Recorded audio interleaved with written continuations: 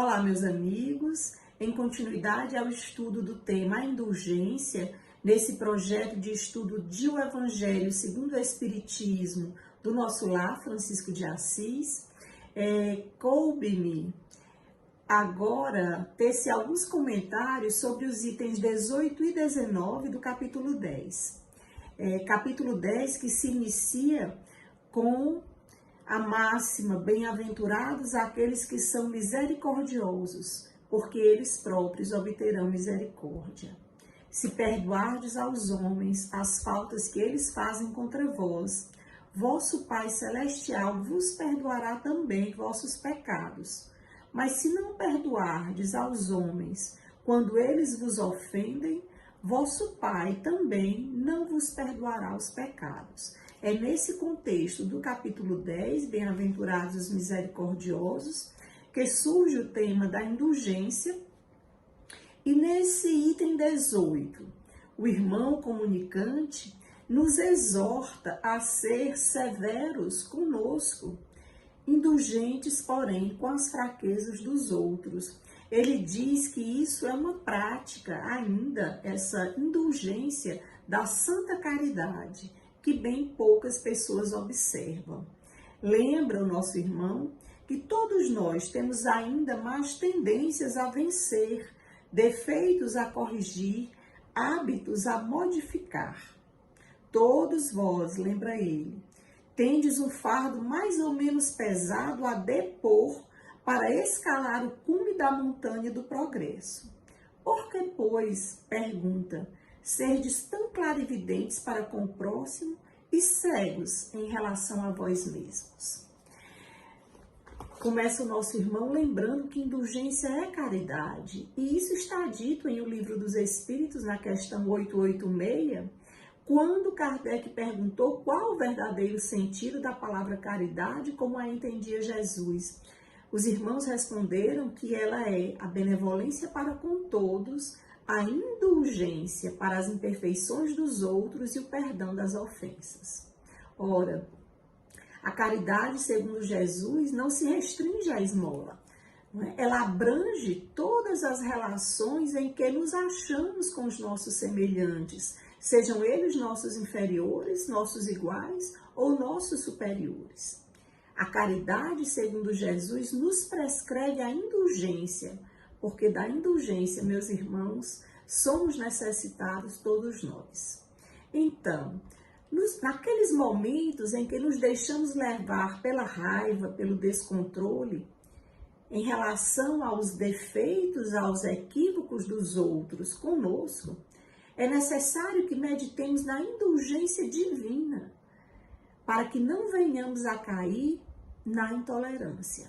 Afinal, todos nós já estivemos desnorteados, oprimidos, no torvelinho das trevas um dia, entre uma vida na terra e outra, e foi o Senhor, foi Jesus, que nos concedeu um novo dia para recomeçar a nossa caminhada de ascensão à luz.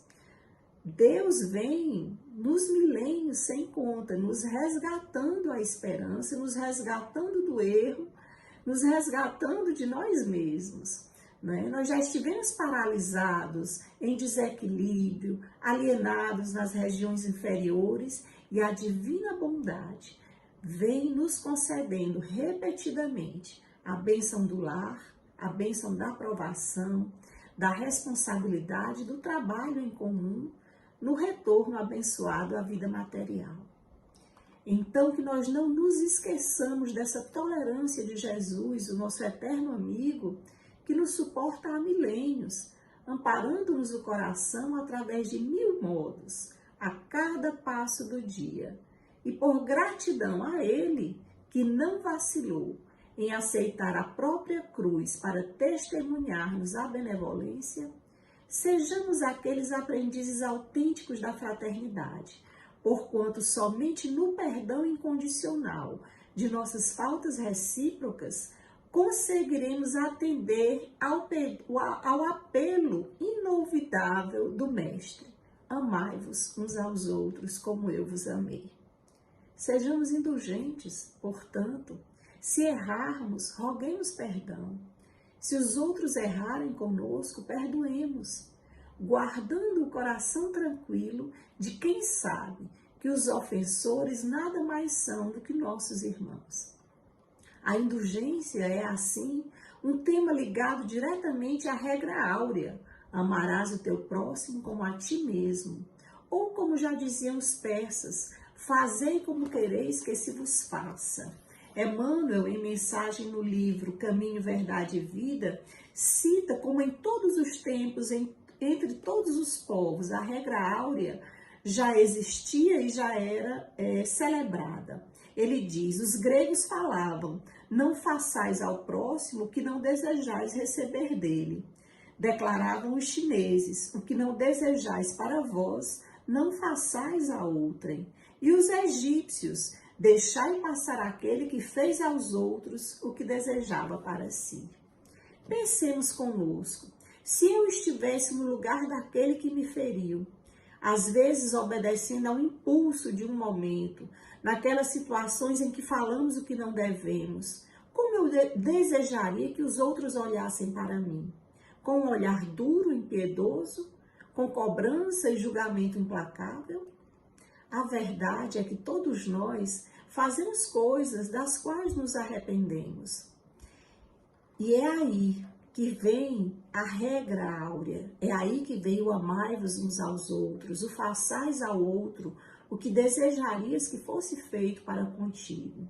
É aí que surge a segunda chance, a oportunidade que nós estamos recebendo em nossas vidas de Deus e que nos cabe, por nossa vez, estender aos nossos irmãos.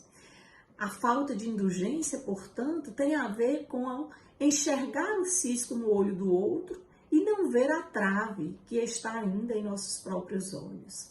Frequentemente nós desculpamos em nós mesmos grandes faltas, não é? Ao passo em que somos duros com aquilo que está no comportamento do outro. Emmanuel nos diz, nos lembra, não é, que todos nós somos espíritos imperfeitos, ainda arraigados à evolução da Terra e, portanto, reclamamos o concurso e a compaixão uns dos outros e não sabemos quando nós estaremos, por nossa vez, necessitados do auxílio e da compaixão alheios. Ele pontua que ninguém pode viver sem a indulgência e que para exercer com sinceridade a indulgência para com os outros, é necessário saibamos colocar-nos no lugar deles. Não se trata de aprovar o mal, sob a alegação de usar a bondade.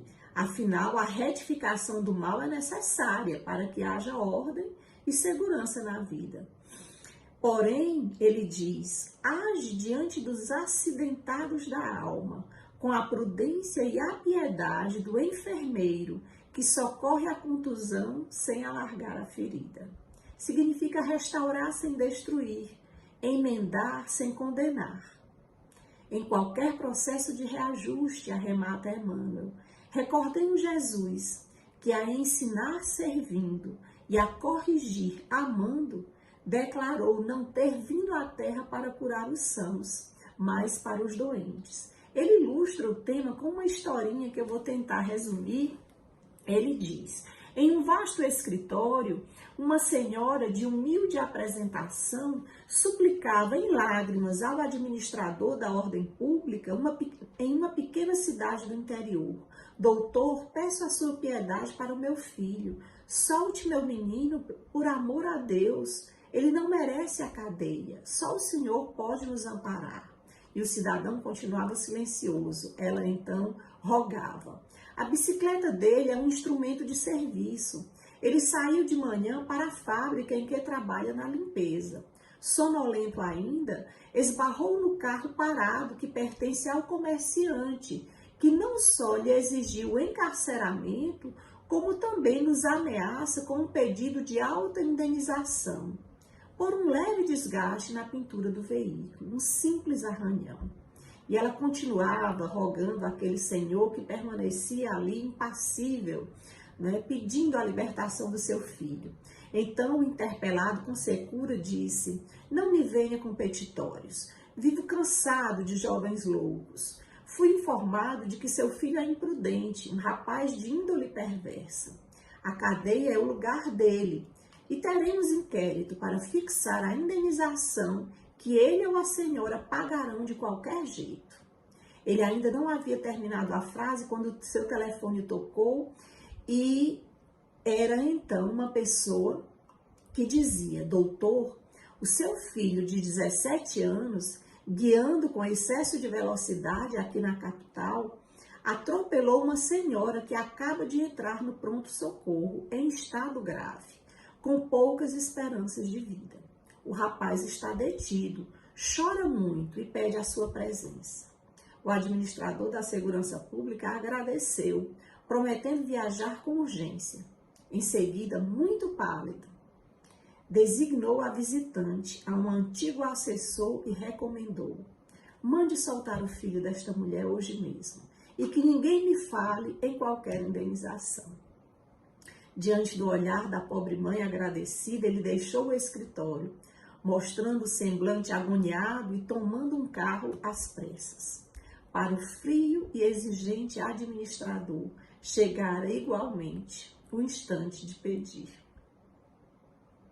Até me emocionou um pouco a história, e é um chamado, não é, poético de Emmanuel a que nos coloquemos no lugar dos outros.